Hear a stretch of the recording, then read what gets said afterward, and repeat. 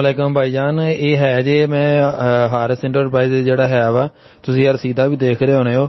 ਇੱਥੇ ਮੈਂ ਐਂਟਰੀਆਂ ਜਮ੍ਹਾਂ ਕਰਵਾਈਆਂ ਹੈ। 11 ਤਰੀਕ ਦੀ ਜਿਹੜੀ ਹੈਗੀ ਆ ਉਹ ਬੁਕਿੰਗ ਸੀਗੀ ਸਾਡੀ, ਲੇਕਿਨ ਹਜੇ ਤੱਕ ਸਾਨੂੰ ਉਹ ਡਿਲੀਵਰ ਨਹੀਂ ਹੋਈ।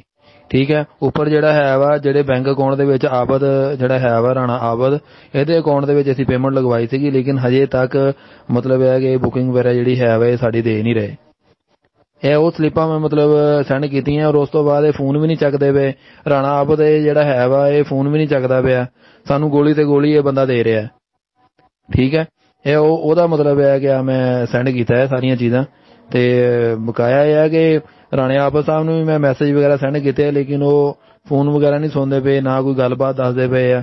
ਕਮ ਸੇ ਕਮ ਗੱਲਬਾਤ ਤਾਂ ਦੱਸਣ ਨਾ, ਕੋਈ ਪਰੇਸ਼ਾਨੀ ਹੈ ਕੋਈ ਮਜਬੂਰੀ ਹੈ ਉਹ ਚੀਜ਼ਾਂ ਦਾ ਦੱਸਣ ਨਾ ਸਾਨੂੰ। ਇਹ ਚੱਕਦਾ ਨਹੀਂ ਪਿਆ ਬੰਦਾ ਨਾ। ਰਾਣਾ ਆਬਦ ਅਲੀਪੁਰ ਚੱਠੇ ਦਾ ਰਹਿਣ ਵਾਲਾ।